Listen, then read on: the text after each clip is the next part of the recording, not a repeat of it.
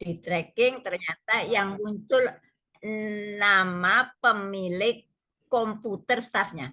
Coba Anda buka buka laptop Anda. Di ujung itu ada nama Anda. Laptop saya buka itu, jangan saya nyebut ya. Ada gambar saya, Iva Budiningsih. Nama saya. Jadi sekarang jejak digital tidak bisa dibohongi. Siapa yang ngomong siapa ini. Nah itu kan tergantung kalian. Mau tebel muka, mau bagaimana, ya wis ora apa-apa, ya monggo aja. Nggak dapat ijazah, dipermalukan di depan umum juga nggak apa-apa. Ada yang seperti itu, nggak masalah gitu. Ya kayak Fufu Fafa kan begitu. Udah jelas kok ketahuan siapa yang ini. Jadi masalah kita menghina orang, yang menghina ditangkap ada, yang nggak ditangkap juga ada, ya banyak lah. Yang korupsi miliaran tirulang nggak ditangkap juga ada, nggak ada. Semua akan ditanya di akhirat, ya. Jadi masing-masing monggo. Tapi kalau kata saya itu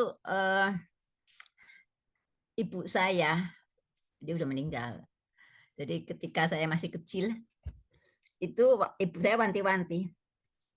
Ojo bahasa Jawanya, ojo ketemu-ketemu mbek polisi sama hakim sama jaksa. Tiga ini kata ibu saya. Artinya anak-anak nggak boleh melanggar aturan supaya aman nyaman. Sangkingnya ada pepatah kalau udah ketemu polisi hilang serupiah nanti untuk ngurusnya bisa satu rumah habis.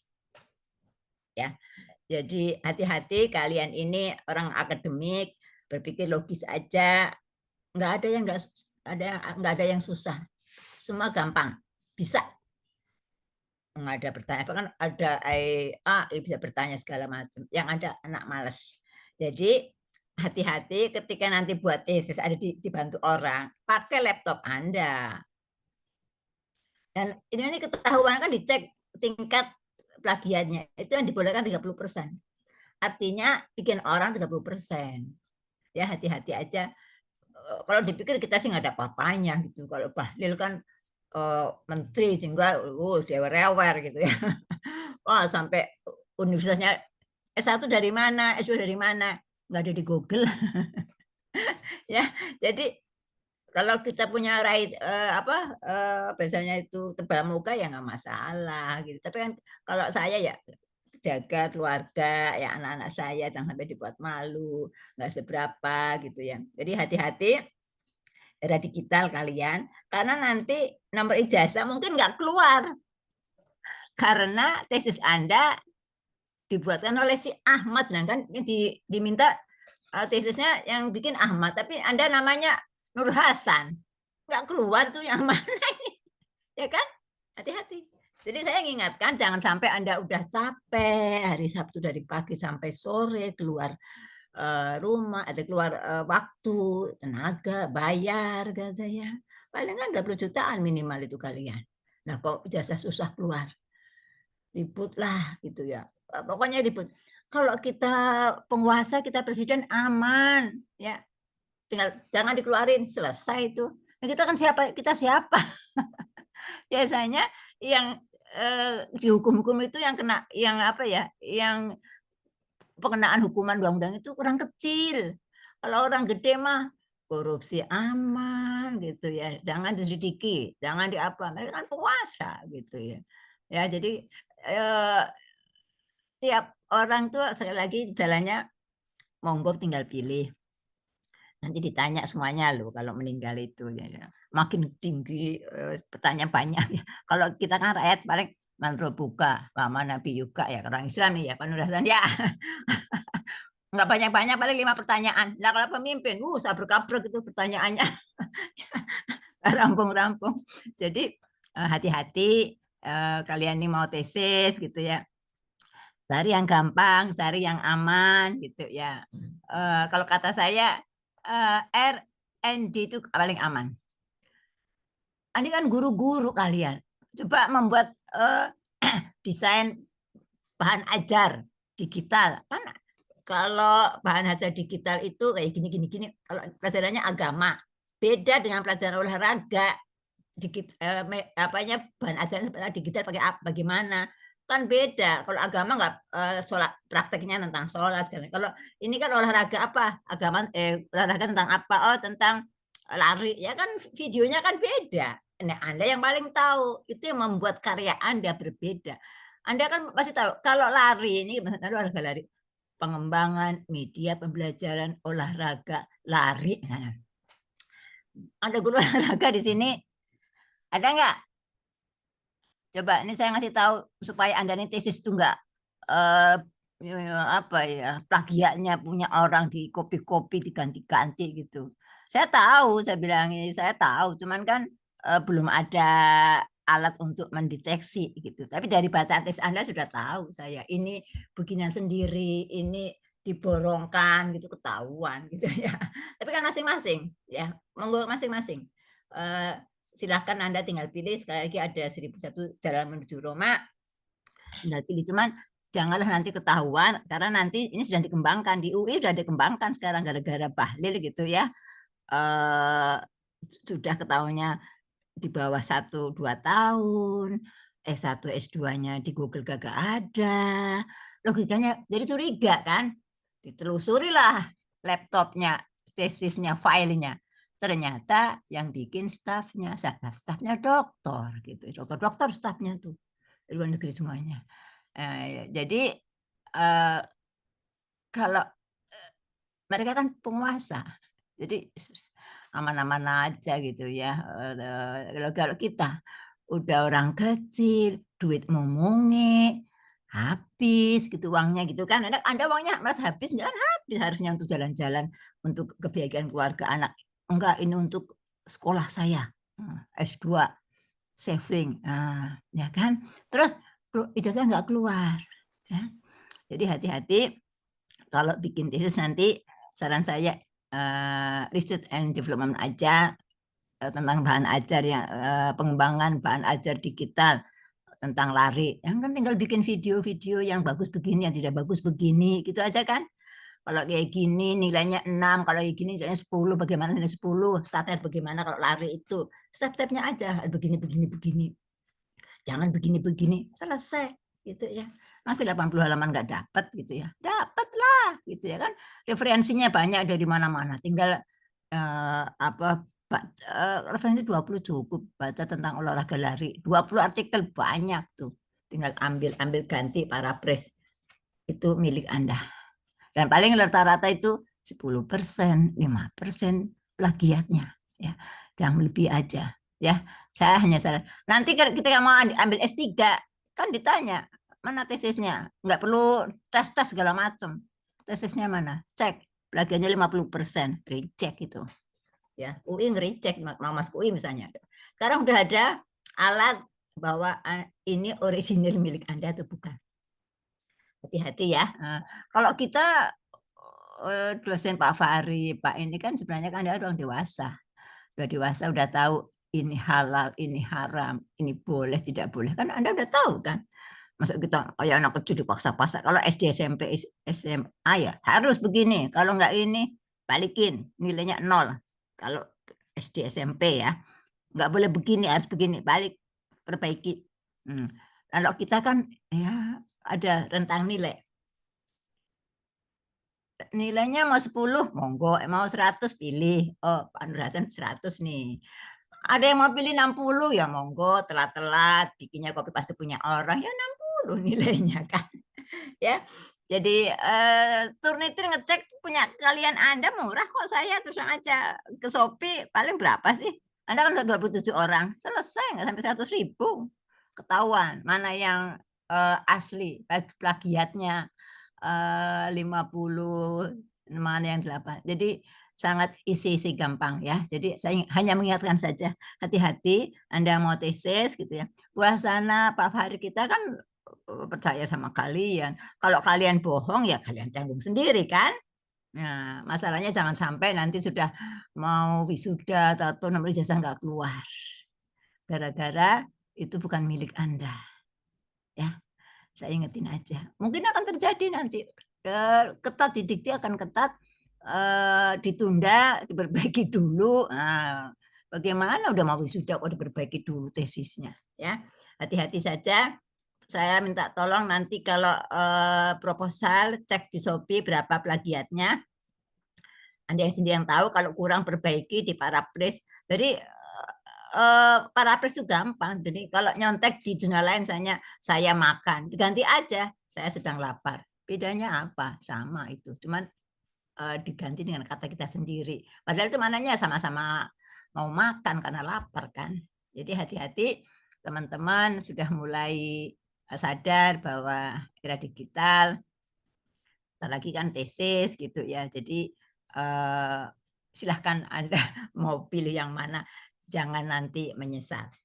Oke ya, itu prolog aja dari saya karena ada laporan ke saya mahasiswa MTP katanya tesnya dibikinin sekian juta katanya. Hati-hati nih, yang kerjasama hati-hati ya.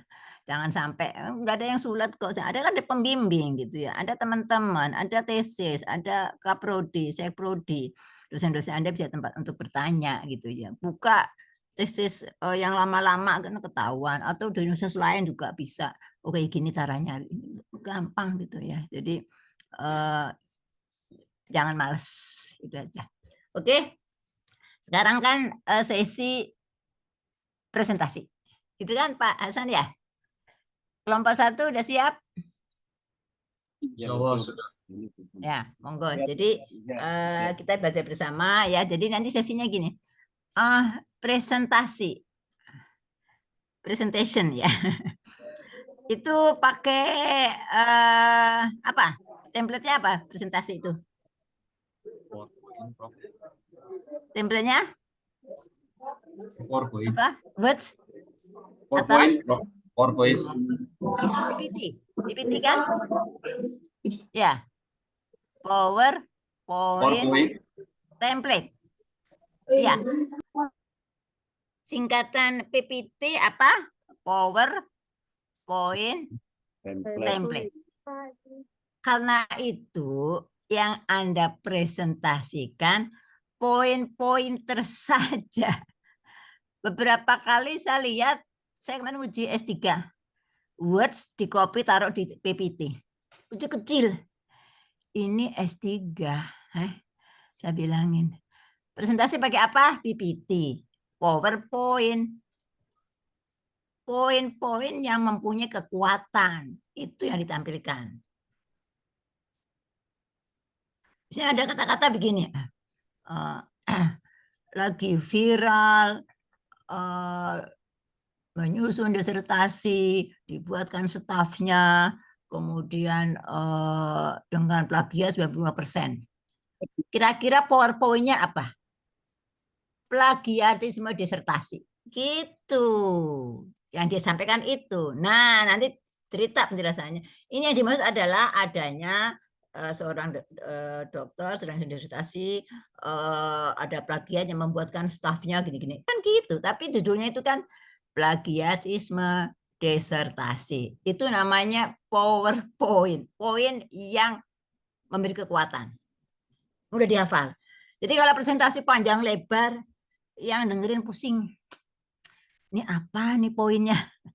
Namanya PowerPoint itu Anda ingin ngambil poin-poinnya. Ya, jadi saya ingatkan ke 8 tim, jangan sekali-sekali nanti kalau presentasi tesis tuh. Jangan sekali-sekali menggunakan PPT tapi isinya words.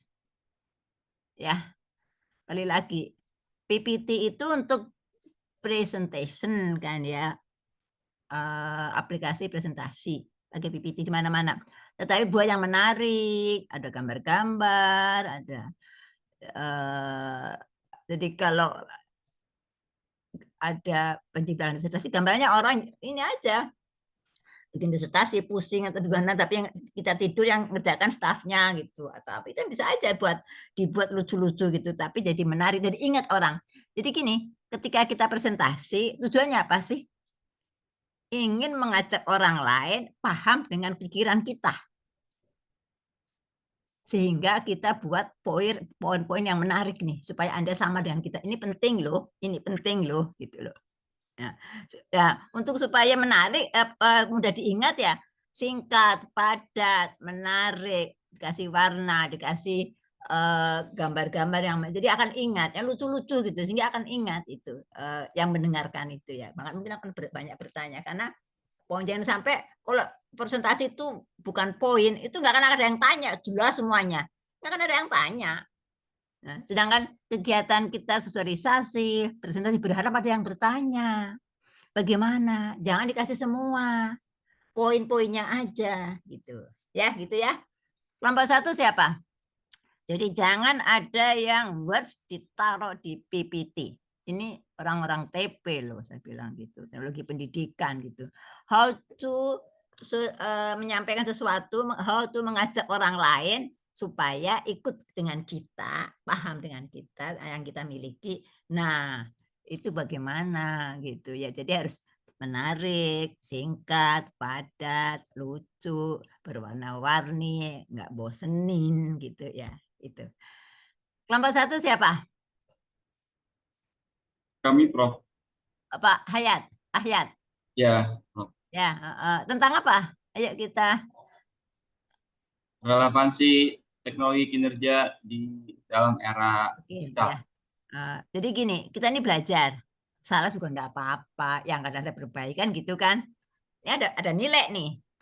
Jadi karena kalian masih belajar, saya juga masih belajar. Berarti sepanjang hayat, salah mah biasa. Jadi jangan minder salah. No, saya bilang salah dengan apa? Jadi kita, oh saya tahu salahnya. Besok tidak boleh salah. Harus lebih baik. Hari esok lebih baik dari ini. Makanya Anda belajar, diingatkan. Kan diingatkan terus-terusan gitu ya. Lupa, nanti tempatan lupa. Oh iya lupa. Kenapa buat ya saya? Pasti suka yang gitu. Lah, saya bilang lupa ya. Berarti kita tahu yang harusnya begini. Ya nggak apa-apa kan ada rentang nilai. Kali lagi ada rentang nilai. Lagi males-males, ya nilai 70 nggak apa-apa gitu ya. Yang 30 buat fun gitu ya. Lagi serius ya dapat 100. Yes, dapat 100. Fokus nih gue dapat 100 nih. Besok lagi dapat 80 ya, nggak apa-apa alhamdulillah. Dapat 60 ya nggak apa-apa. 60 nanti 100 160 dibagi 2 80 gitu kan. Jadi isi going saja. Saya tahu Bapak Ibu sibuknya luar biasa di rumah, di kantor. Mungkin ada yang ketua RT, ketua RW, isi going saja. Tetapi kita punya standar, standar, standar yang harus kita capai. Nggak perlu 100 A itu ya, 80 juga A, yang 20 buat fun, buat happy-happy aja. Jadi kalau ngerjain soal itu nggak perlu kerjain semua. Capek ya udah, letakin tinggal. Yang penting dari depan fokus. Selesai saya bilang itu nggak perlu 100 gitu kan ya, nggak perlu A sama 100, 80 juga A. Oke, jadi yang 20 salah, nggak apa-apa baca tempatnya salah. Oke, jadi itu mohon nanti semua yang dipresentasikan kirim ke forum. Ada judul, ada nama anggota. Karena itu penilaian kelompok ya. Jadi ada tugas kelompok, individu. Oh ya, saya terangkan sekali lagi ada tugas kelompok, tugas individu, UTS, UAS. Ya, nilainya itu. Kalau tugas individu udah saya kirim. Mau dikerjain boleh, nggak dikerjain juga boleh, nggak apa-apa. Itu kan pilihan Anda. Kalau dikerjain semuanya, 88, bla bla bla. 80 A. Dan kerjain cuma 3. Ya monggo aja karena Anda sibuk lupa. 80, 90, 70, 0. Bagi 4. Ya. Jadi king aja. Saya tahu Anda tidak di satu kaki, banyak kesibukan. Jadi kalau kurang, salah, no problem. Oke ya. Sekali lagi semua yang presentasi kirim ke Google Forum, nanti ada penilaiannya. Oke, kita buka sama-sama baca basmalah. Bismillahirrahmanirrahim. Monggo, Pak apa? Mulai Pak Ahyat ya. Ya, izin share screen. Ibu Bapak izin suara saya bisa terdengar. Ya, terdengar. Baik, Pak ya. Terima kasih. Saya share screen terlebih dahulu.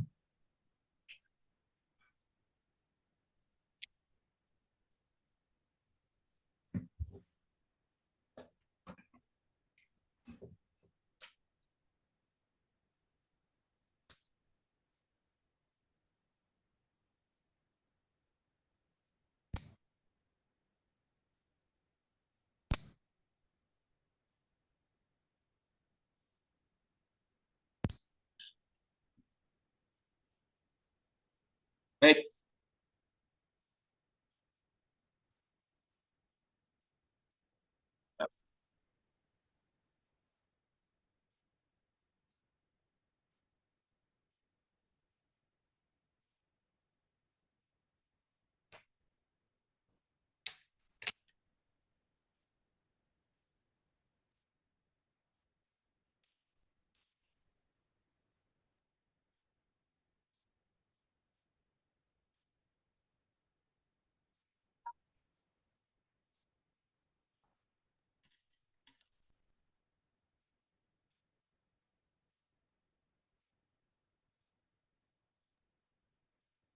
Baik, Pak Asmi sudah terlihat slide-nya, Pak Asmi?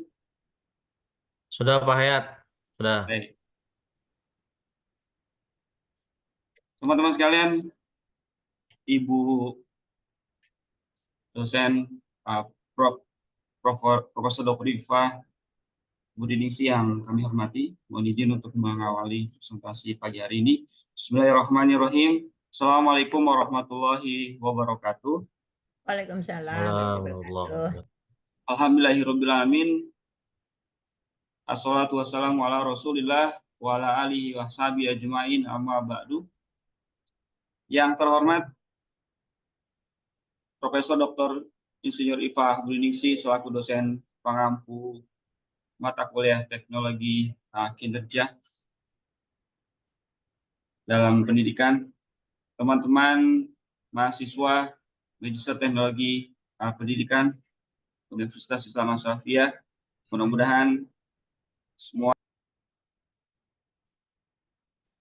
puji syukur kepada Allah Subhanahu wa taala. Alhamdulillah pada kesempatan pagi hari ini kita masih bisa bersilaturahim dalam forum kuliah MTP ini. Mudah-mudahan pagi hari ini ada banyak kebaikan yang kita dapat dari kegiatan presentasi di mata kuliah ini. Kami dari kelompok 1 terdiri dari Bu Rin, Pak Rin Kuspriyati, ada Pak Hasbi, ada Pak Guru Janarko, Pak Amar, dan saya Hayat Triadi. Izin untuk mempresentasikan materi kami dengan judul relevansi teknologi kinerja di dalam era digital. Bapak Ibu yang kami hormati, seperti yang kita pahami bahwa teknologi menjadi salah satu hal penting yang berada di tengah-tengah kita, yang mempunyai peran penting dalam menunjang kehidupan kita sehari-hari. Adanya teknologi menjadi mudah di setiap hal yang kita anggap mudah. Dari zaman ke zaman, dari tahun ke tahun, hari ke hari, teknologi bisa dibilang terus berkembang. Perkembangan teknologi di era digital telah mengubah banyak aspek kehidupan, termasuk dunia pendidikan dan organisasi. Inovasi seperti adanya internet, kecerdasan buatan, dan analitik data membuat pekerjaan kita lebih cepat dan efisien. Dalam pendidikan, teknologi mendukung pembelajaran jarak jauh dan menciptakan metode pengajaran yang interaktif yang bisa membantu para pendidik mencapai tujuan pembelajaran, menghidupkan potensi-potensi bakat minat yang ada di siswa melalui teknologi. Di organisasi, teknologi pun dikatakan bisa meningkat dengan produktivitas dan menyederhanakan proses kerja. Efisiensi dan efektivitas kinerja menjadi kunci keberhasilan. Adaptasi cepat terhadap teknologi juga penting untuk memastikan penggunaannya secara efektif. Pemahaman teknologi di bidang pendidikan dan organisasi perlu menangani tantangan baru dan mencapai keberhasilan yang berkelanjutan. Bapak dan Ibu, di presentasi makalah pada kesempatan kali ini, kami memberikan beberapa teori dari definisi teknologi. Yang pertama, kami mendapatkan referensi teknologi kinerja dari Stolofit dan Capes tahun 1999 yang menyatakan bahwa teknologi kinerja adalah pendekatan sistematis untuk meningkatkan produktivitas dan kompetensi dengan menerapkan serangkaian metode dan prosedur, serta mengintegrasikannya dengan teknologi yang tepat untuk memecahkan masalah dan meningkatkan hasil.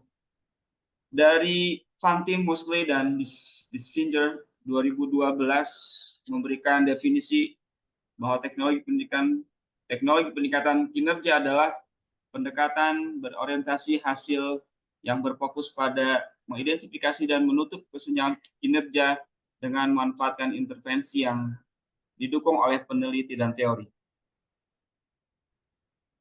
Yang ketiga, menurut Rockwell, Horn, dan King tahun 2018 menyatakan bahwa teknologi kinerja di sana melibatkan analisis kinerja manusia dan menerapkan solusi untuk perbaikinya, memanfaatkan kombinasi alat teknologi dan interaksi manusia. Definisi dua terakhir kami ambil dari ilmuwan atau tokoh pendidikan dari Indonesia, yaitu Arsyad 2011. Beliau mengatakan teknologi kinerja adalah penerapan teknologi dalam suatu organisasi untuk meningkatkan kinerja individu dan kelompok dalam mencapai tujuan yang telah ditetapkan. Teknologi ini melibatkan analisis, desain, dan penerapan solusi berbasis teknologi yang mendukung peningkatan efisiensi, efektivitas, dan produktivitas kerja. Dan yang terakhir adalah yang dikatakan oleh Sanjay tahun 2014, mengatakan bahwa teknologi kerja adalah pendekatan yang memanfaatkan berbagai alat dan sumber daya untuk meningkatkan kemampuan manusia dalam melaksanakan tugas atau pekerjaan yang bertujuan untuk mencapai hasil optimal. Teknologi kinerja berfokus pada pemecahan masalah yang ada dalam kinerja individu atau organisasi dengan cara yang lebih struktur dan terukur. Yang berikutnya adalah kami memberikan materi terkait dengan teknologi kinerja yang ada di teknologi pendidikan.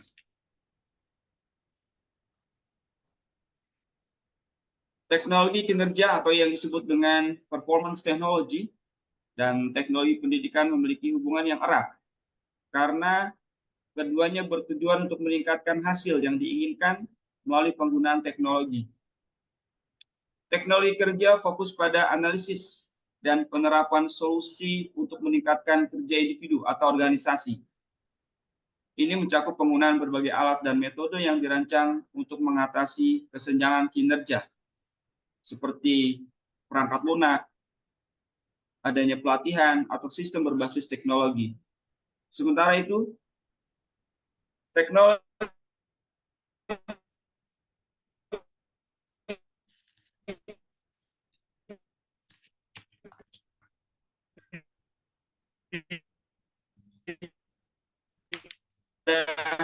penggunaan teknologi dapat diterapkan untuk meningkatkan sekali lagi efektivitas pembelajaran dan hasil yang dicapai oleh siswa, serta untuk membantu pengelolaan pendidikan itu sendiri. Misalnya, yang sering kita dengar adalah bagaimana suatu sistem digunakan dalam sebuah institusi pendidikan yang kita sebut dengan Learning Management System atau LMS, yang digunakan untuk mengelola materi pembelajaran, pelacakan kemajuan siswa, serta memberikan umpan balik atau feedback secara real time. Dengan demikian, teknologi kinerja tidak hanya memperbaiki proses belajar mengajar, tetapi juga membantu para pendidik dan siswa untuk mencapai tujuan pendidikan dengan lebih efisien dan efektif tentunya. Integrasi keduanya memungkinkan penggunaan teknologi yang lebih terarah dan mencapai hasil yang optimal dalam dunia pendidikan.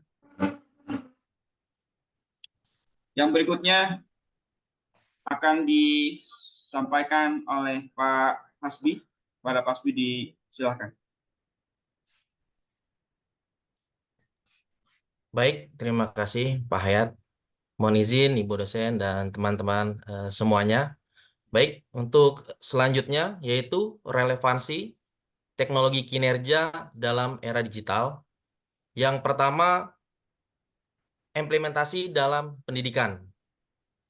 Teknologi kinerja dalam pendidikan berfokus pada pemecahan masalah kinerja siswa dan pengajaran, serta menciptakan solusi yang memungkinkan pencapaian tujuan pembelajaran secara lebih efektif dan efisien.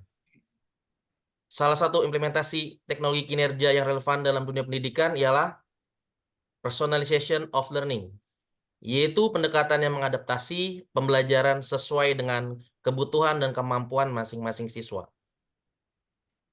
Kemudian yang kedua, implementasi dalam dunia kerja. Relevansi teknologi kinerja dalam era digital juga sangat penting dalam dunia kerja, terutama dalam meningkatkan efisiensi dan produktivitas melalui otomasi proses kerja dan penggunaan data analitik untuk mengambil keputusan. Teknologi kinerja membantu organisasi mengidentifikasi area yang perlu membutuhkan perbaikan dalam proses operasional dan merancang solusi yang dapat meningkatkan kinerja individu maupun kelompok. Contohnya, salah satu penerapan teknologi kinerja yang paling signifikan dalam dunia kerja adalah otomasi, di mana teknologi digunakan untuk menggantikan tugas-tugas secara manual yang repetitif dan memakan waktu, sehingga memungkinkan karyawan untuk fokus pada pekerjaan yang lebih strategis dan bernilai tambah. Kemudian selanjutnya, yang ketiga,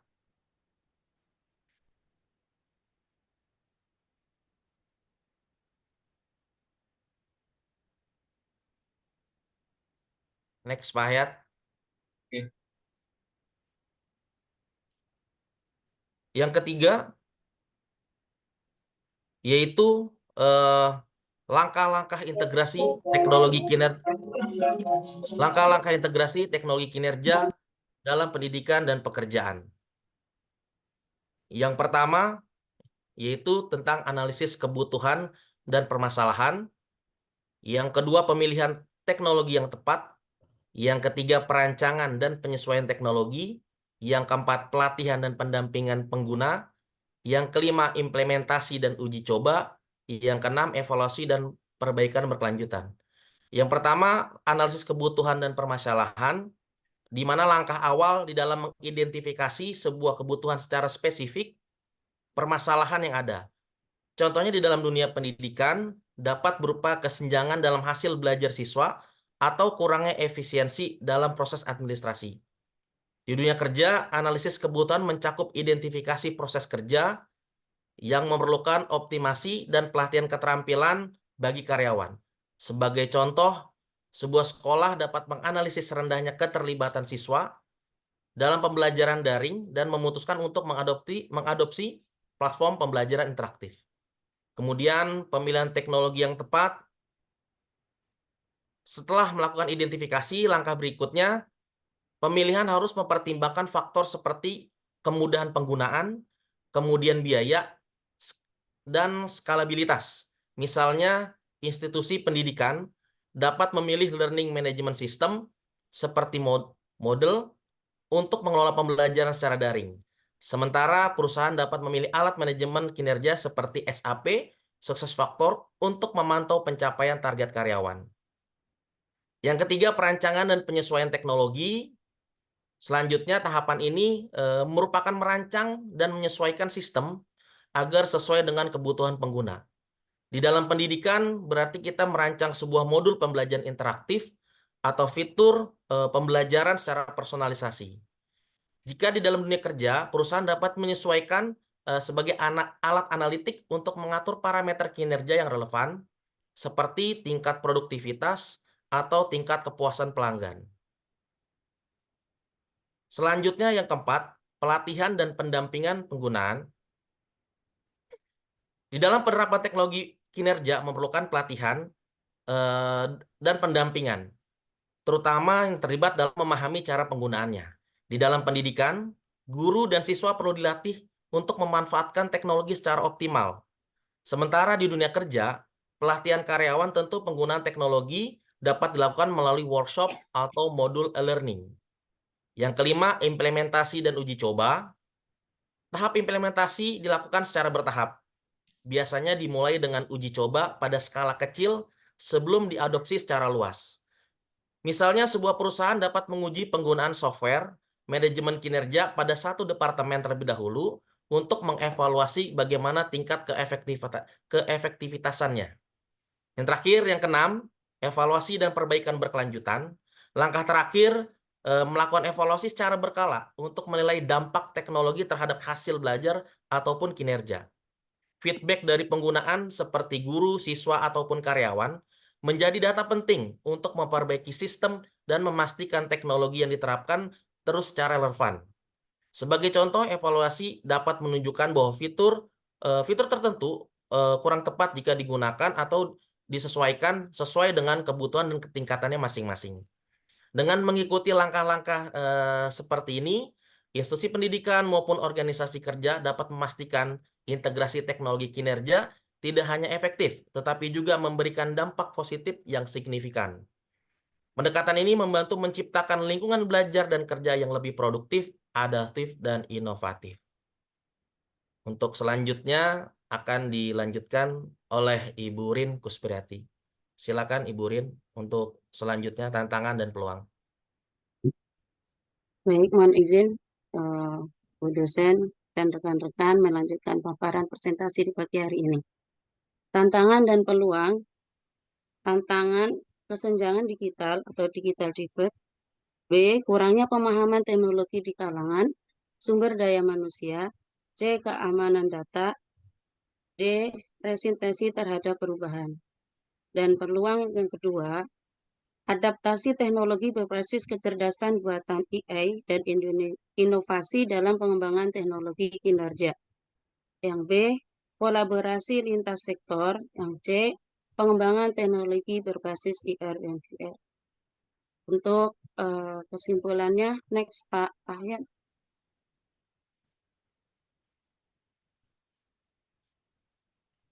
Next.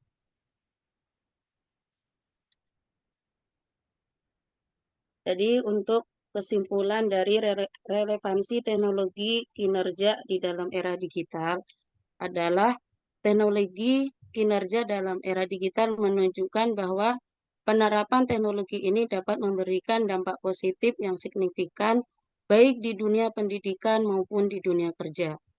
Di dunia pendidikan, teknologi kinerja memungkinkan pembelajaran yang lebih efisien dan personal melalui penggunaan platform berbasis teknologi seperti Learner Management System dan aplikasi berbasis AI yang dapat menyesuaikan materi dengan kebutuhan dan kemampuan siswa.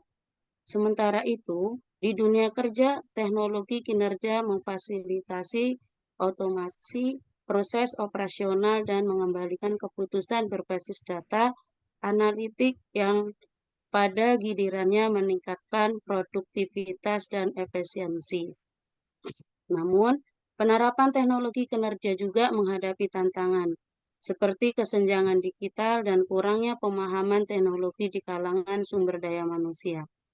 Oleh karena itu, penting bagi institusi pendidikan dan organisasi untuk mengatasi tantangan tersebut melalui program pelatihan dan pengembangan keterampilan digital bagi teknologi pendidikan maupun karyawan. Adaptasi terhadap teknologi kinerja berbasis AI dan inovasi lainnya sangat penting untuk memastikan bahwa kita dapat memanfaatkan potensi penuh dari teknologi dalam meningkatkan kualitas pembelajaran dan kinerja organisasi. Dengan demikian, pentingnya adaptasi teknologi kinerja dalam era digital tidak hanya terletak pada peningkatan efisiensi, tetapi juga pada kemampuan untuk berinovasi dan beradaptasi dengan perkembangan zaman yang akan memastikan berkelanjutan dan bersaing di masa depan.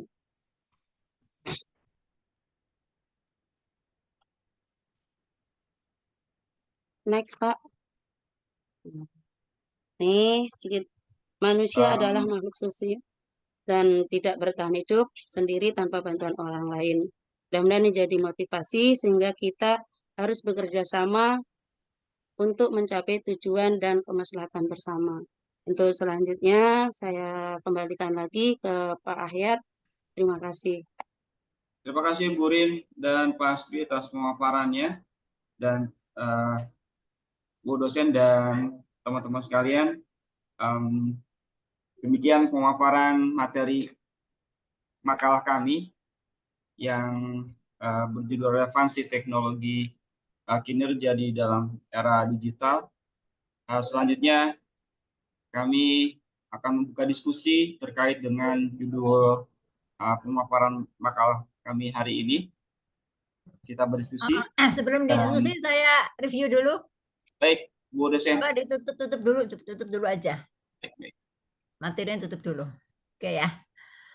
Terima kasih ke Pak Hayat dan tim kelompok A. Kita beri apus dulu mereka ya. Saya review dulu ya. Terkait dengan how to present-nya. Ya. 50% bagus, 50% kurang bagus. Artinya gini, jadi kan sekali lagi kita kan sepakat menggunakan PPT. PowerPoint template. Udah jelas kan? Ya Pak Hayat ya, ada yang terakhir tuh yang tadi tahap-tahap itu benar tuh. Ketika mau presentasi menjelaskan tahap-tahap, coba yang tahap-tahap itu, coba yang ada berapa 6 atau berapa. Itu benar, itu yang kayak gitu kalau presentasi. Coba ditayangkan, Pak. Ya, baik. Ini untuk evaluasi semuanya ya. Jadi kita harus menjadi lebih baik yang akan datang. Jadi gini, kalau mau present yang ditayangkan jangan yang dibaca berbeda. Nah, ini kayak gini nih. Nah, nanti Pak, tadi siapa namanya Pak yang presentasi? Pak siapa? Pak Hasbi. Hasbi. Pak Hasbi kan punya catatan sendiri yang dibaca kan? Betul nggak Pak Hasbi? Iya Ibu, betul. Iya, jadi yang ditayangkan poin-poinnya saja namanya PowerPoint template. Coba dipahami dong itu kata-kata itu. Poin yang memberikan power. Ada 6. Nah, ketika dijelaskan pakai yang dicatat sendiri oleh Pak Hasbi. Apa itu analisis kebutuhan, apa itu pemilihan, dan bisa makan waktu. Ini kan cuma 6, tapi bisa setengah jam yang udah jelasin. Ya, nah, coba dari pendahuluan juga seperti itu. Yang coba Pak, ini kan untuk evaluasi semuanya nih. Latar belakang aja, poin-poinnya aja. Adanya AI, kemajuan teknologi, kemajuan ilmu pengetahuan, itu kan latar belakangnya, poin-poinnya aja. Tapi nanti dijelasin teknologi itu adanya AI, banyak aplikasi gitu ya. Jadi ada technoware, humanware, AI gitu ya. Kemudian infoware gitu ya. Dengan mudah kita mencari info gitu ya. Itu latar belakangnya. Sehingga kinerja itu akan di era digital terpengaruhi oleh adanya technoware, humanware gitu ya, infoware, orgaware misalnya. Apa saja tuh technoware gini gitu. Jadi pendahuluan itu poin-poinnya aja. Saya ingin yang akan datang tidak Word masuk sini pendahuluan. Latar belakangnya apa? Poin-poinnya aja, tapi Anda punya catatan penjelasannya gitu. Paham ya? Ya, ya Bu. Sehingga teman-teman yang mendengarkan akan ingat, yang 6 kan akan ingat itu daripada ini. Pendahuluan alinea. Beda dengan coba yang tadi, yang 6 itu, yang tahap-tahap. Nah, ini juga bagus nih. Ini ya, ini kan orang juga coba saya pertanyaan nomor 2 itu pemilihan teknologi yang tepat itu bagaimana? Kan gampang pertanyaannya. Jadi kita kalau mau presentasi jangan dibuka semua, tapi ada yang disembunyikan sehingga ada yang bertanya. Bayangkan kalau Anda presentasi terus nggak ada yang tanya. Apa yang salah itu? Yang salah apa? Presentasi Anda nggak menarik gitu loh. Nggak ada yang membuat orang ingin bertanya. Sekali lagi kalau presentasi itu poin-poinnya saja sehingga orang apaan ini sih? Nggak ngerti ini apa, lupa tadi nggak dengerin.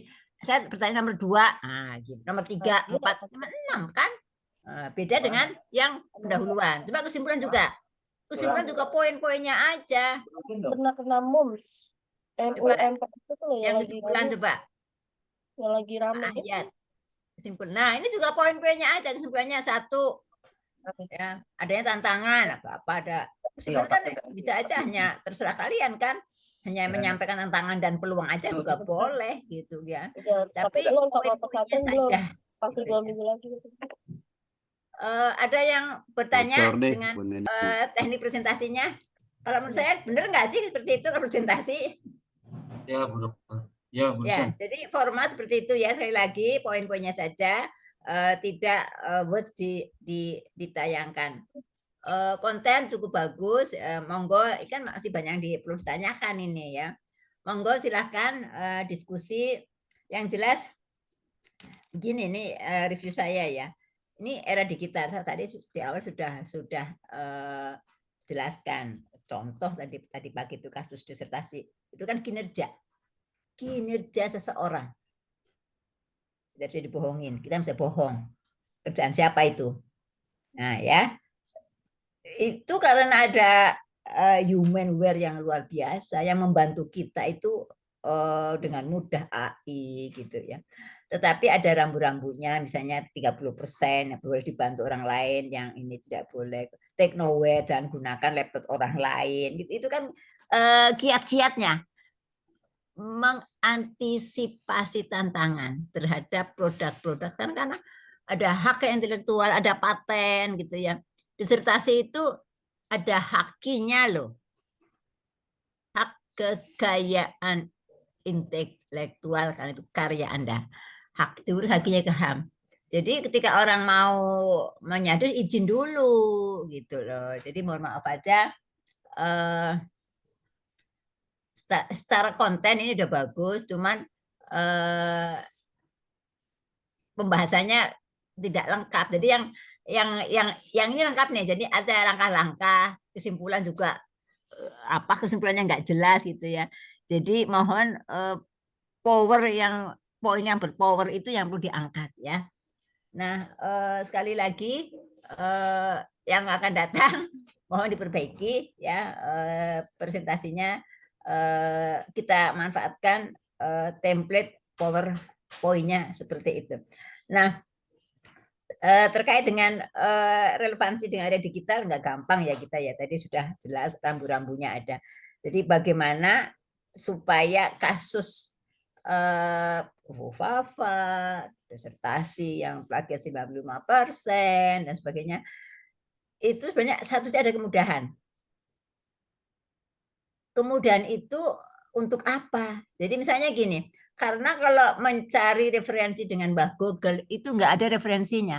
Misalnya definisi teologi kinerja, set ke Mbah Google, keluarlah. Teologi kinerja adalah bukan itu. Kalau hanya untuk pemahaman pengetahuan boleh, tapi kalau karya ilmiah harus buku siapa, namanya siapa, tahun berapa, di jurnal apa, di buku apa, penerbitnya siapa, lengkap. Kalau merujuk beda. Jadi ketika ada kan banyak sekarang di akademika kemarin ada mahasiswa suatu perguruan tinggi negeri masuk ke Summit ke akademika jurnal. Kita dicek, kita punya tim IT. Ini rujukannya dari Mbah Google semuanya. Reject. Nggak jelas. Jadi harus rujukannya itu harus jelas. Diklik juga ada. Webnya apa, jurnalnya apa. Jadi hati-hati. Banyak. Sekarang jurnal sudah punya aplikasi yang mendeteksi bahwa ini jurnal sumbernya dari ChatGPT, Mbak Google dan sebagainya itu kan banyak. Cari apa aja ada. Cuma nggak ada referensinya. Hati-hati. Ya, referensinya siapa? Jadi referensinya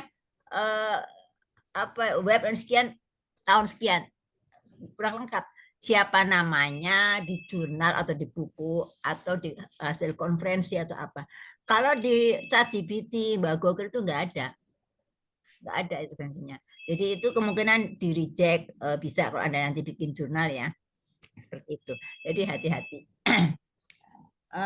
Monggo barangkali ada yang mau diskusi. Yang jelas ini teknologi kinerja sangat terpengaruh dengan adanya kemajuan aplikasi technoware, humanware gitu ya, infoware, organiware-nya juga harus jelas, infonya juga harus jelas gitu ya, dari mana, dan manusianya juga kita itu terus saja harus aware dengan tantangan tadi. Ya, monggo silahkan. Barangkali ada yang mau bertanya tentang ini. Ini bisa untuk tesis ya, mohon maaf aja. Pak Hasbi, Faisal atau siapa ini? Ini bisa untuk tesis nih. Jadi tadi bisa judulnya misalnya pengembangan media pembelajaran. Nah, ini langkah-langkahnya ini. Ya. Pengembangan modul pembelajaran berbasis digital untuk pelajaran apa gitu ya. Ini tahap-tahapnya ini udah. Ini kan bab 1, bab 2, bab 1 sampai ini langkah bab 3 nih semuanya. Selesai 80 halaman bab 1 kan pendahuluan, latar belakang, tujuan. Kemudian manfaatnya apa? Bab 2 kan landasan teori dari jurnal semuanya. Bab 3 ini saya bilang sama bab 4 hasilnya. Selesai, 100 lebih dapat itu. Ya, ini kan evaluasi kan banyak itu bagaimana cara-caranya. Dia sudah dijelasin jadi bagaimana. Tinggal Bapak Ibu buat instrumen mengevaluasi evaluasi panduan pembelajarannya, misalnya tanya ke mahasiswa dibaca enggak, bagus enggak, ini kan gampang itu. Di buku dia yang pelajari udah ada bagaimana melakukan evaluasi. Ada instrumennya, tinggal copy paste, rujuk nama saya di bab 2 selesai. Boleh. Jadi menggunakan instrumen orang lain tapi menyebutkan namanya. Boleh. Ya. Ini bagus ini. Ini udah Pak Habsi, kalau saya udah di tesis nih. Teman-teman juga tinggal beda-beda ininya. Beda-beda judulnya. Kalau guru agama ya tentang agama, guru olahraga. Ini langkah sebenarnya tesis itu apa sih sebenarnya? Kan menilai kinerja orang. Kinerja guru, kinerja pembelajarannya, organisasinya, gitu kan, nggak sulit sebenarnya ya. Jadi saran saya jangan dibuatkan oleh orang lain, buat sendiri, gitu. Ngapain gitu 1 halaman sekian juta, kita duduk manis, kita dibuat goblok gitu ya. Jadi janganlah pembodohan diri sendiri. Hayo kita bisa, gitu ya. Oke, monggo kalau ada yang bertanya atau yang ada yang mau bertanya tentang konten yang saya sampaikan, nanti masing-masing bisa bertanya ke ke tim Pak Hasbi, timnya Pak siapa tadi? Bu Rini, apa lagi? Pak satu lagi siapa tadi? Pak Hayat ya? Hayat. Ya, berapa orang tadi timnya? Pak Hayat, Pak Hasbi, satu lagi? Ibu Rin. Ibu Rin ya, 3 orang ya. Deh, monggo ada yang bertanya tentang beberapa hal yang tadi disampaikan. Maka kami buka untuk diskusi.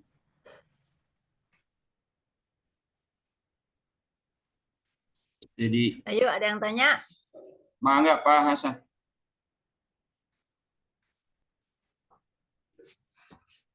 Baik, terima kasih Pak Hayat dan kawan-kawan.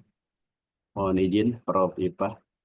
Ya, silahkan. Bismillahirrahmanirrahim. Assalamualaikum warahmatullahi wabarakatuh. Langsung saja barangkali kepada poin pertanyaan.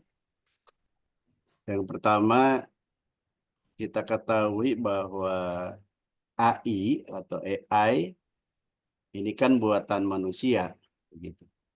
Dibuat oleh manusia. Tetapi kemudian manusia belajar kepada AI gitu. Kadang-kadang saya juga terasa geli gitu ya, kayak gimana gitu. Itu kan AI kita yang buat, artinya dibuat oleh manusia, terus manusia belajar kepada AI gitu. Sebetulnya yang pintar siapa kan gitu. Udah pasti yang pintar itu kan made in Allah kan begitu. Manusia lebih pintar daripada AI, makanya AI itu dibuat oleh manusia. Nah, yang ingin saya tanyakan, dan saya pribadi pernah ngetes AI dengan beberapa pertanyaan, hampir 10 pertanyaan gitu ya. Terutama waktu itu terkait masalah agama begitu ya. Saya buat pertanyaan, ternyata memang ada sebagian jawabannya benar gitu ya, ada sebagian jawabannya itu kayak ngelantur begitu gitu ya, jadi karangan bebas seolah-olah. Nah ini kalau menurut saya harus hati-hati sekali gitu kalau kaitannya dengan agama, karena ini kan seolah-olah telah menggantikan posisi ustadz dan ulama ini. Nah, orang Indonesia itu kan begitu percaya dengan hal-hal seperti itu, malas bertanya kepada ustadz, malas bertanya kepada ulama, tapi rajin bertanya kepada AI gitu. Nah, dengan jawaban AI sepertinya mereka percaya saja semua, padahal seperti yang disampaikan tadi oleh Prof. Ipa, ya sebagian mungkin ada benarnya begitu, sebagian mungkin banyak juga yang tidak benarnya. Nah, yang ingin saya tanyakan, berapa persen sih kira-kira benarnya dari jawaban AI? Apalagi disampaikan oleh Prof. Ipa tadi, AI ini tidak bisa menjadi sebagai bahan referensi, tidak ada referensinya. Jawab saja. Dia tidak pernah mencantumkan narasumber, kan begitu. Jawaban harusnya kan dia jawaban ini saya ambil dari buku ini, dari ini kan tidak. Tetapi seolah dia langsung menjawab saja. Sehingga saya berpikir AI itu sebetulnya kalau menurut saya seperti mainan sebetulnya itu ya, semacam game, tetapi gamenya dalam bentuk pertanyaan kemudian ada jawabannya.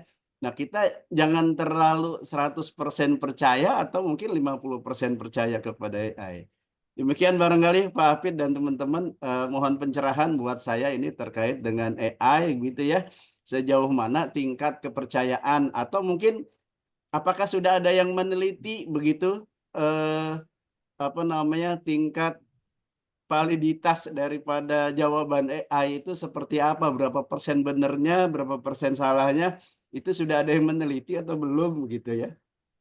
Demikian, terima kasih. Assalamualaikum warahmatullahi wabarakatuh. Waalaikumsalam warahmatullahi wabarakatuh. Wah, keren nih pertanyaan nih. Ini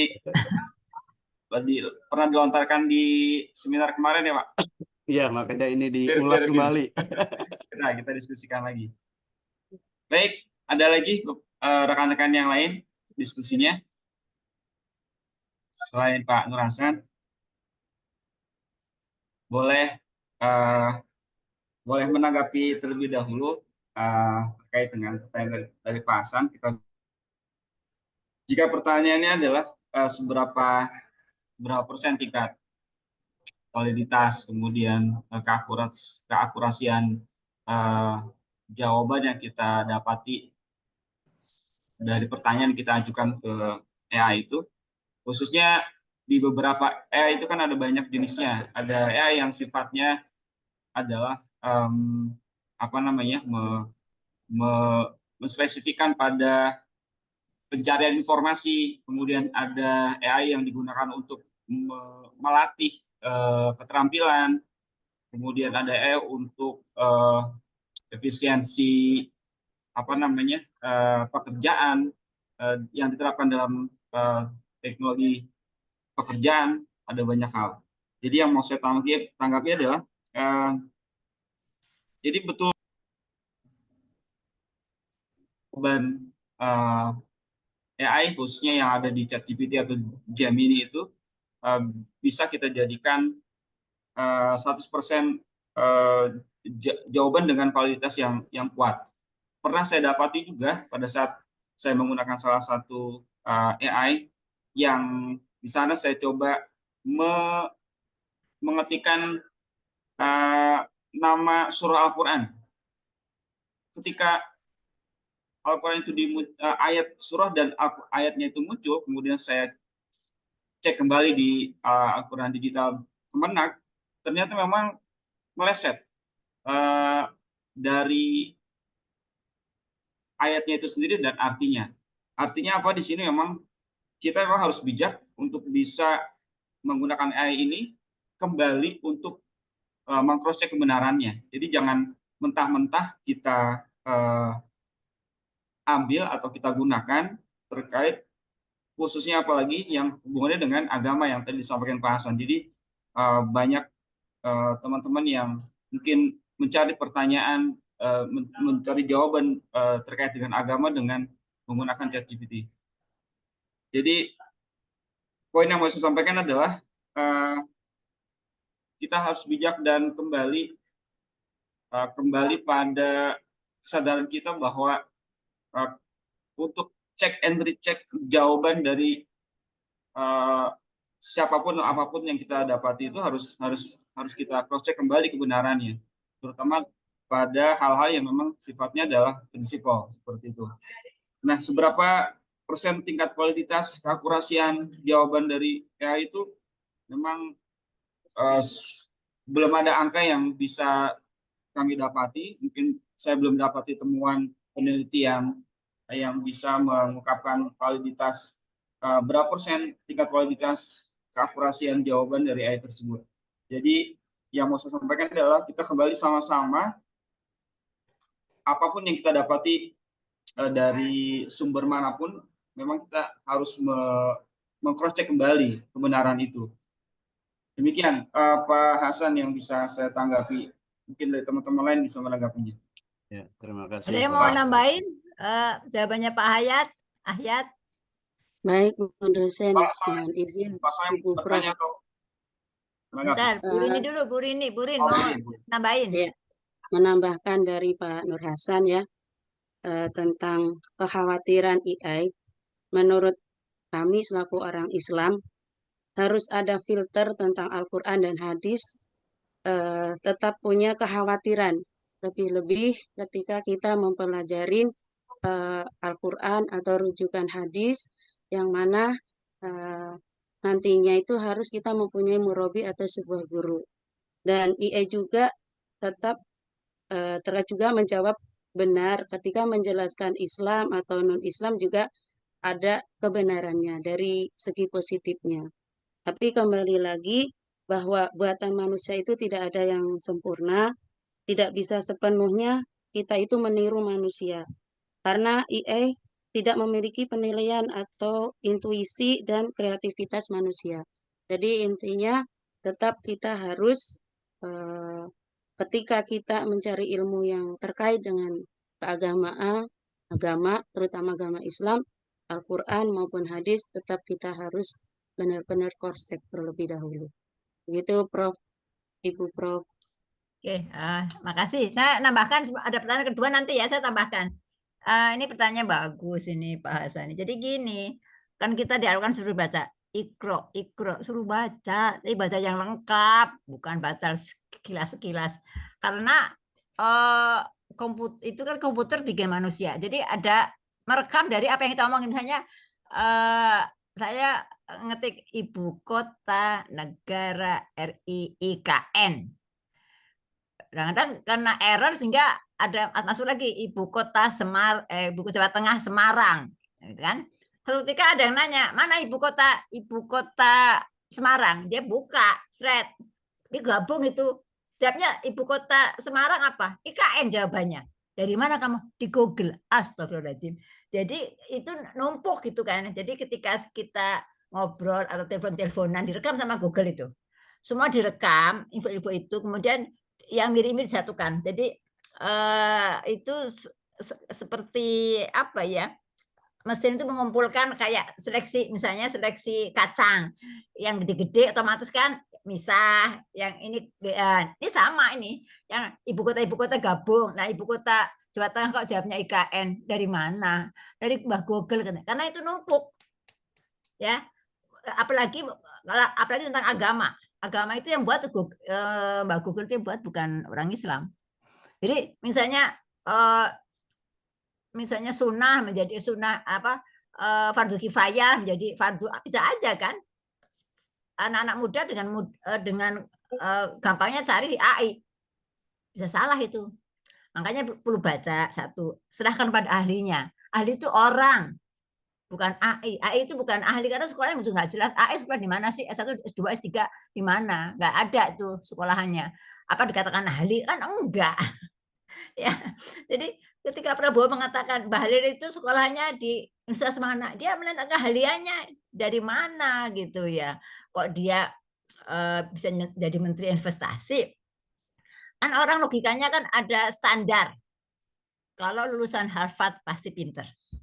Semua orang di dunia mengatakan itu. lulusan UI juga enggak kaleng-kaleng karena ada tes segala macam. Jadi mohon maaf aja, itu ukuran standar. Nah, ketika tidak memenuhi standar kan jadi tanda tanya, ya kan? Nah, udah kadang kalau kecualian tinggal produknya apa, hasilnya apa gitu.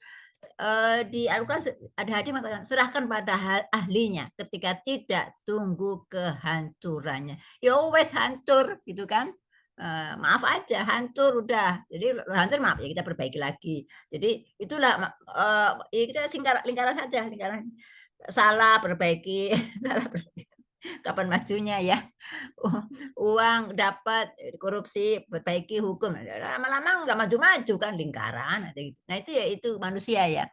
Jadi aturan sudah ada sebenarnya jelas. Nah ini kalau Mbak Google itu tanya di mana letak Mercu Buana, gampang. Asefiyah pakai Google bolehlah. Itu pun disasarkan. Suatu ketika saya ke Bogor, satu tempat di mana saya dulu pernah di situ. Saya di Bogor 5 tahun, jadi tahu lah mana-mana tahu. Mau ke Bogor, saya coba pakai Google Map, diputer-puterin. Padahal saya tahu. Nah di situ kan, saya coba dari Kuningan ke Pancoran. Saya kantor dulu saya kerja di Pancoran, kantor pusat di Kuningan. Saya coba waktu itu udah pertama kali mulai map tahun 2011 berapa. Dari Kuningan mau pulang ke kantor saya di MT Haryono gitu kan, itu rutin yang kerjaan dari kantor cabang kantor pusat tuh mingguan lah. Saya coba pakai Google Map, diputer-puter nggak karu-karuan, ketebus segala macam. Artinya AI itu bukan hal yang ahli gitu ya. Jadi hati-hati, coba aja Anda pakai Google Map di mana Anda udah tahu jalannya, pasti diputer-puterin. Diputer-puterin apa? Ngambil itu apa internetnya, apa sih? Pulsanya. Paham? Jadi kita dibodoh-bodohin. Harusnya cuma 10.000 jadi 15.000 kita pulsanya hilang. Bener nggak? Habislah. Tapi kalau cara begitu dolim itu insya Allah nanti ditanya oleh Allah itu kalau tukang ngapusi begitu. Nah kita janganlah udah tahu dihapusi, janganlah seperti itu. Jadi kalau pergi ke satu tempat sebelumnya dicari dulu di map di tempat itu di mana itu baru mulai jalan, karena kita ada 1000 jalan dari Kuningan ke Pancoran kan jalannya banyak itu, nggak perlu ke Tebet-Tebet lah, muter itu ke Tebet itu ya. Lurus saja belok kiri langsung Pancoran itu kan ada Subroto ya. Jadi sekali lagi kita disuruh ikro, masuk baca yang aslinya. Sekarang itu maaf aja buku kuning udah jangan dibaca ya. Kalau zaman dulu tuh ustazah itu bahasanya buku kuning, bukan Mbak Google ya. Buku kuning itu luar biasa ya. Yang kalau ustazah harus ya. Kemudian serahkan pada ahlinya. Artinya kita tanya kepada ahlinya. Ketika tidak ya. Jadi AI itu dipakai yang untuk gosen gitulah. Yang jual bakmi di mana ya, beli nggak jauh nih, logis nih, 10.000 ongkosnya. Begitu. Jadi kita berpikir juga gitu ya. Jadi hati-hati, harus bijak ya kata Pak Hayat. Yang jelas kita harus memilih-milih apa yang kita tanyakan di Google. Jadi kalau riset, jangan tanya Mbak Google ya. Google itu nggak ada referensinya itu. Jadi ada ChatGPT, apalagi sekarang macam-macam diberi kemudahan. Ini kan buatan manusia untuk nyari duit, bener nggak? Kenapa ada Google Search? Kenapa itu? Yang bikin untuk apa? Nyari duit, ya. Jadi ketika Anda pakai Google Map, itu pulsa Anda harus bayar, hilang ke yang punya Google itu. Nanti kan ada Google Map nama saya sekian 5.000 kalau seluruh dunia berapa itu ya. Jadi teman-teman makanya itu kan TikToker itu kaya sekarang kan, karena dari ngambil pulsa kita kan yang suka nonton apa tuh TikToker apa segala itu kan bisa buka TikTok itu bisa 1,5 jam 1 jam, berapa pulsa itu ya. Hilang lah. Emang gitu kan, kadang kita perlu refreshing, capek, ngapain sampai nunggu kan boring. Nggak sadar kita buka TikToker semuanya aja. Seluruh Indonesia 270 juta. Hilang tuh duitnya, diambil oleh yang punya punya izin apa itu punya pembuat TikTok itu dapat itu. Jadi hati-hati, yang penting-penting saja kalau kaitan dengan riset ya janganlah menggunakan Mbak Google atau AI ya. Jadi untuk kepentingan apa diperlukan ya, untuk gosen ialah mau beli makanan sudah lapar cepat, buka Mbak Google gitu ya, search di mana tuh yang jual bakmi goreng ada itu ya. Itu makasih Pak Hayat jawabannya. Monggo tadi ada yang mau bertanya lagi, satu lagi barangkali atau dua lagi. Ada yang menambahkan tadi Bu Rini juga benar ya. Jadi nggak gampang ya Bu Rin ya. Bu Rin guru apa Bu Rin? Mana Bu Rin? Halo. Ya. Ya guru apa? Guru agama Bu Rin? Nggih, Bu. Ya pantas gitu ya. Jadi seperti itulah disampaikan Bu Rin itu. Jadi bukan Google kan beda. Berarti dia yang buat.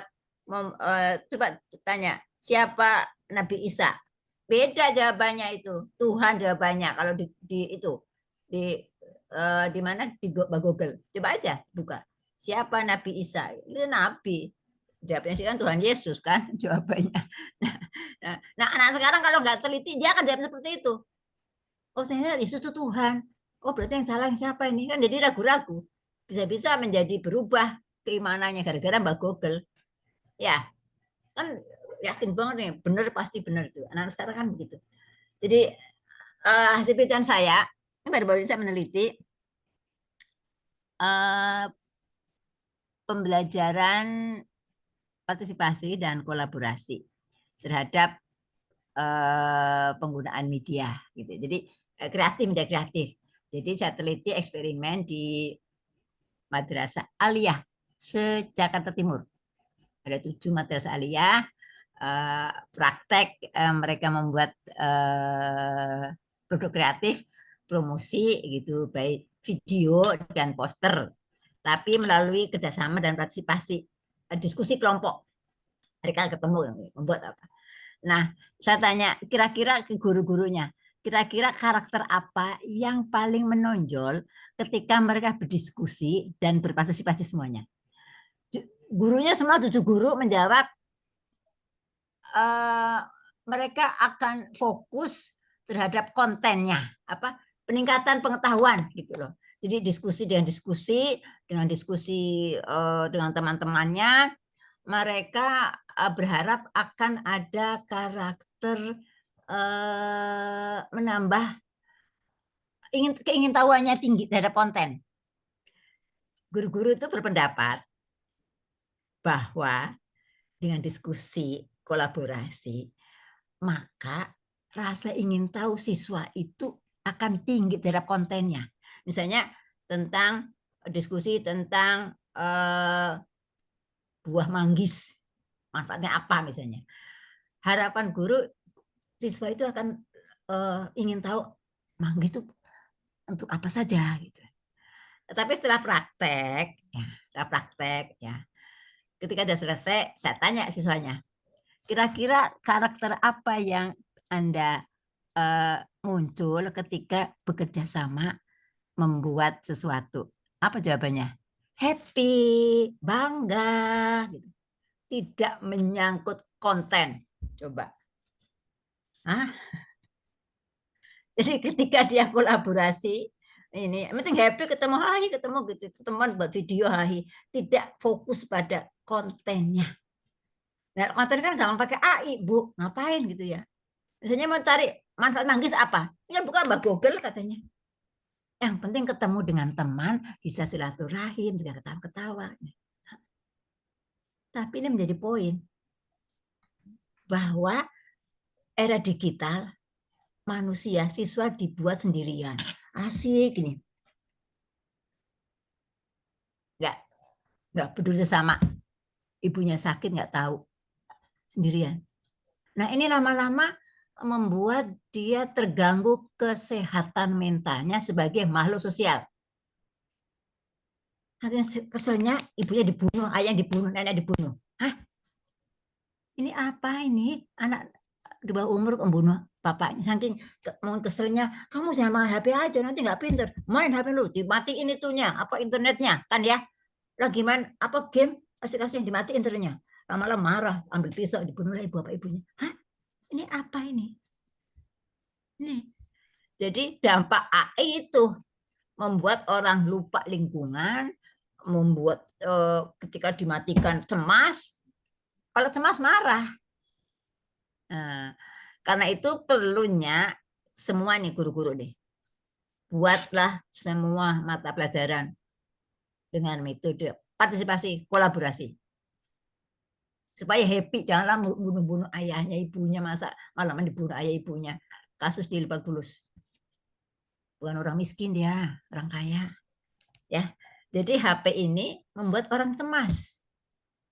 Nasibnya saya ini baru ini sedang saya kirim ke jurnal Scopus Q1, mudah-mudahan lolos.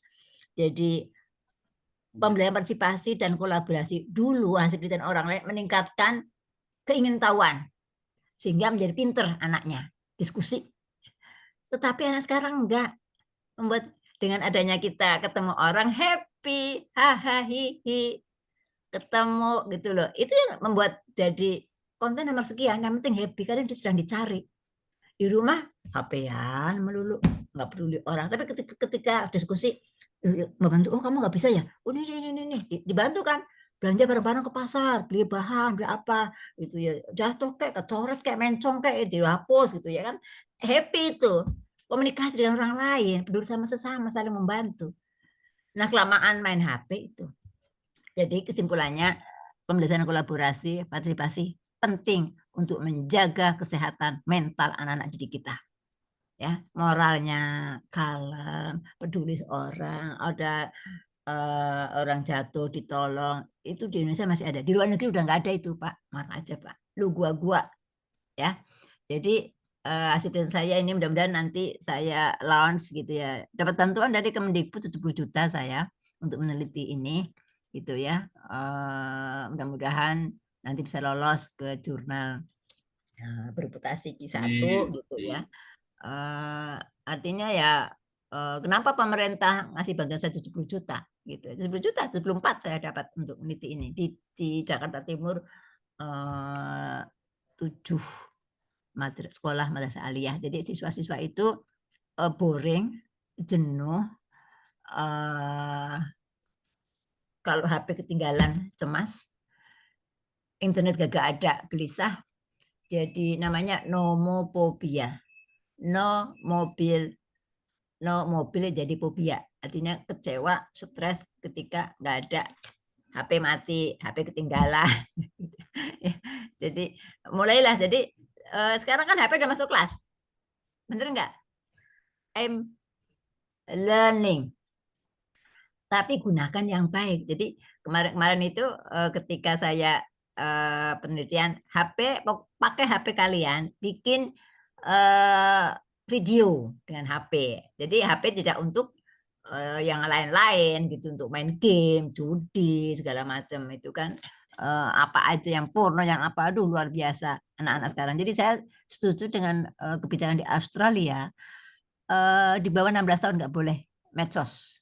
Jadi ketika yang punya namanya siapa udah di-protect, jadi hanya untuk media pembelajaran saja, tidak untuk lihat TikTok, lihat apa yang tidak terkait dengan usianya gitu ya.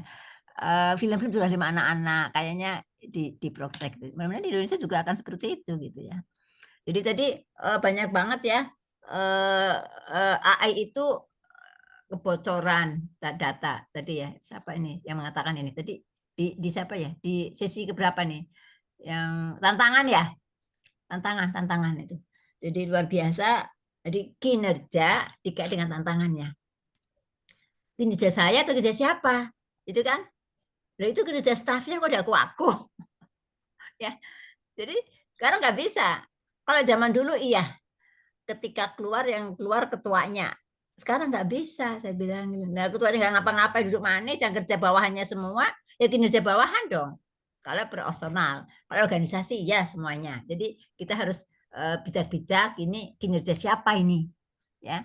Jadi kaitan dengan AI luar biasa, dengan kemajuan ilmu pengetahuan, tetapi kita bisa mendeskripsikan ini kinerja orang atau organisasi dengan mudah itu, ya, dengan mudah itu. Jadi kalau kinerja organisasi, nama ketuanya et al. Semuanya dan kawan-kawan gitu ya. Tapi ketika kinerja perorangan ya Pak Haya sendiri, Pak Iwan Setiawan sendiri gitu, itu perorangan gitu. Ketahuan kok. Coba nih kerjaannya Pak Iwan Setiawan bener nggak sih? Dicek lah pakai tracking ya, shred filenya buka. Nah, kan bukan Pak Iwan Setiawan ini. Nah, udah. Ada tanya itu, kinerjanya apa? Kinerjanya gini. Aku ngaku kerjaan orang lain, karena nggak bisa. Kalau tim, katakan tim, supaya aman kita ya. Teman-teman ini guru-guru semua, mulai didik anak-anak didik kalian sekalian.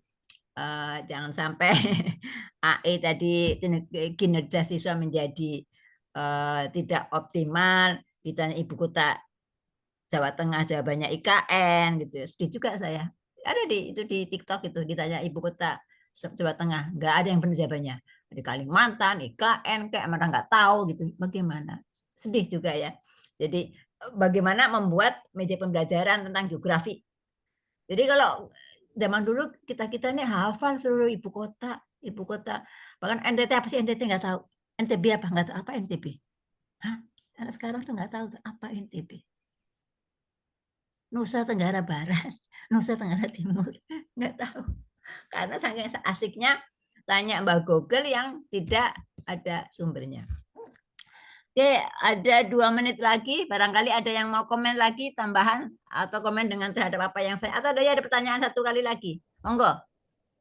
Boleh nambah saja mungkin kali, Prof Ya, ya. boleh. Sharing. Ayo kita. Ini kan kita sering Nanya waktunya udah tinggal dikit. Siap. Ini Prof, mungkin juga perlu ada tip and trick sih buat teman-teman yang menggunakan AI. Ini saya juga dapat dari salah satunya dari Ustadz Sanusi nih. Oh iya, Jazakallah. Pak Sanusi ya itu ya. Bagaimana? Katanya beliau ini perlu membuat pertanyaannya spesifik. Contohnya misalnya, kalau kita bicara tentang pertanyaannya apa itu teknologi pendidikan. Mungkin lebih baik kalau kita bertanya itu bagaimana teknologi pendidikan dapat meningkatkan keterampilan berpikir kritis siswa di era digital misalnya. Artinya dia lebih spesifik. Dia bisa memberikan jawaban yang lebih pas Ya, sesuai spesifik. dengan pertanyaan. Misalnya kita juga bilang mau bicara tentang Islam misalnya. Kita mau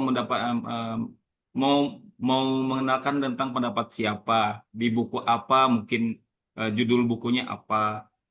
Kalau perlu menyebutkan tahun terbitannya juga lebih bagus. Artinya lebih spesifik pertanyaannya, mengkerucut lebih baik seperti itu. Ketimbang hanya pertanyaan-pertanyaan yang sifatnya mengambang, mengawang-awang. Dia cenderung akan mengumpulkan banyak informasi dan bisa jadi jawabannya juga akan menyesuaikan dengan apa yang dia ambil itu. Jadi seperti itu. Ini biasanya juga yang saya lakukan ketika ingin mendapatkan benar sesuatu, maka lebih spesifik sampai nama pengarangnya, judul bukunya, kalau perlu terbitan tahun berapa seperti itu.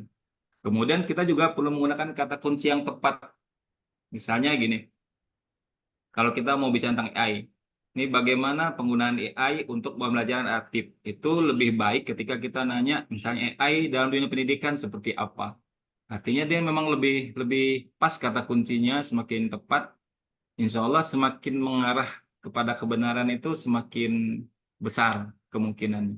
Tentunya perlu ada cross check juga. Atau mungkin kita perlu juga baca-baca sedikit bukunya atau mungkin cari cuplikan-cuplikan lain terkait dengan dari buku tersebut, dari pengalaman-pengalaman membaca kita itu juga penting. Mungkin itu juga perlu dipertimbangkan kali Prof ya.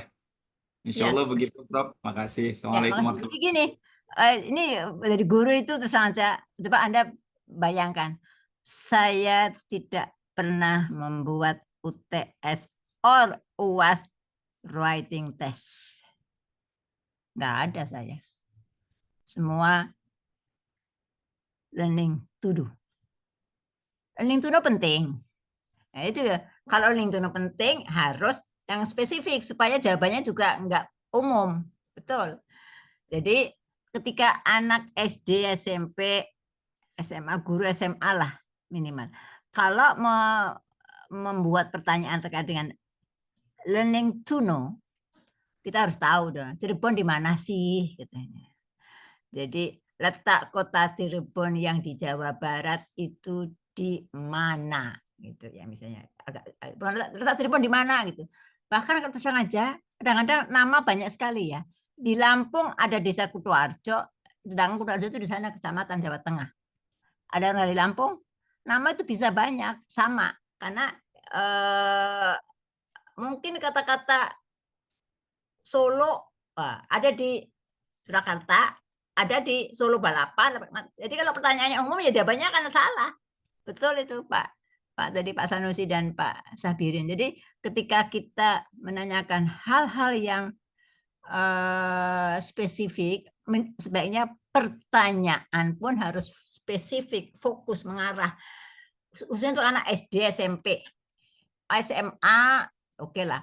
Tapi kalau Bapak Ibu sekalian udah perguruan tinggi, kalian tuh nggak perlu learning to know, just do it. Jadi learning to do, nggak ada saya memberikan writing test karena pasti Anda akan buka Google.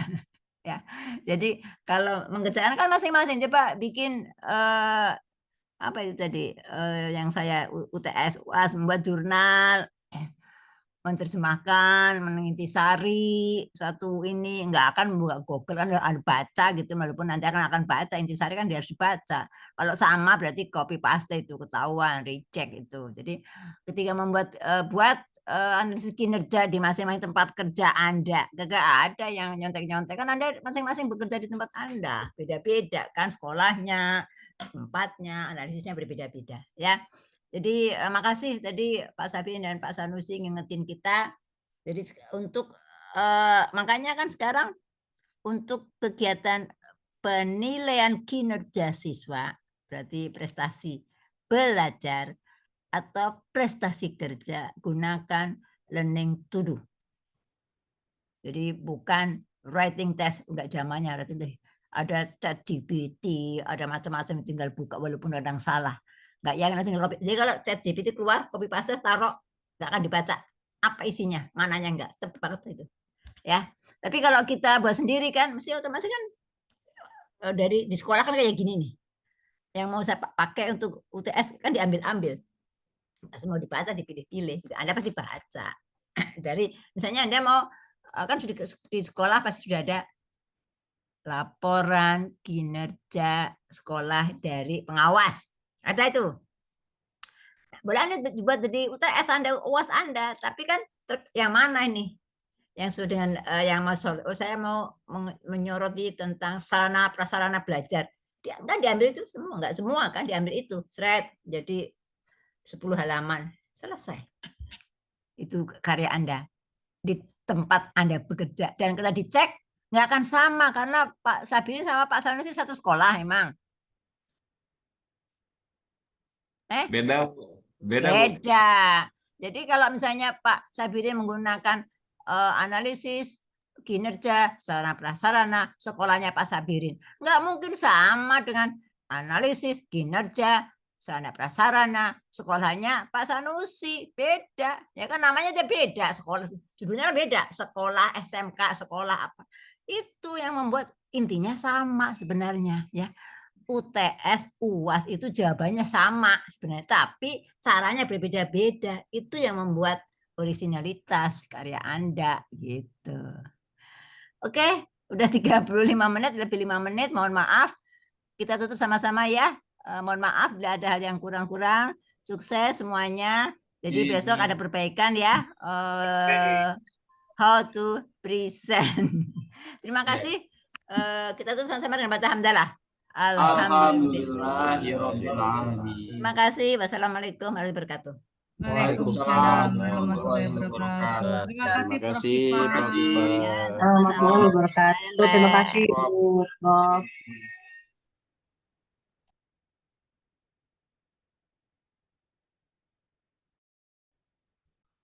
Terima kasih semuanya.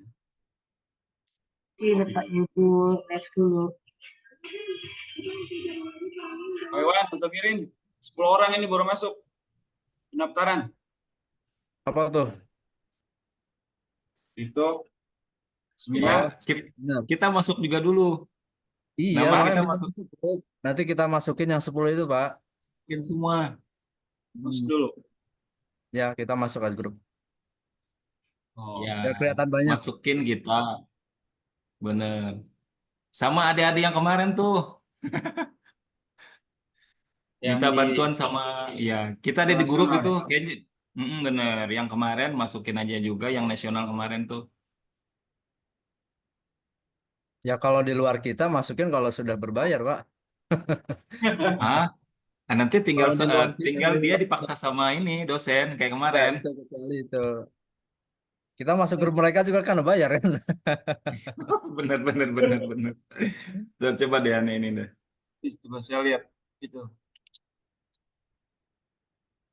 baru